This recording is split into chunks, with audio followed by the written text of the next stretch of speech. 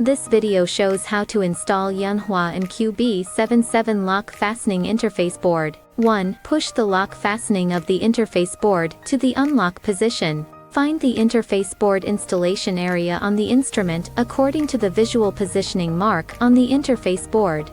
2. Place the interface board against the instrument buzzer and align the pins with the D1 and D4 positioning holes. 3. Check that the D1 and D4 positioning pins are completely aligned with the D1 and D4 positioning holes of the instrument, and ensure that the PCB lock buckle is completely aligned. 4. Place your finger on the fingerprint position of the interface board. Press down on the interface board, push the PCB lock buckle to the locked position to lock the interface board. Installation is done. 5. Confirm again that the interface board D1, D2, D3, and D4 positioning pins are completely aligned with the D1, D2, D3, and D4 positioning holes of the instrument.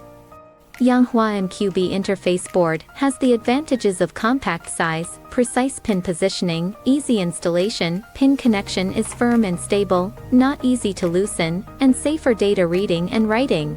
Thank you for watching.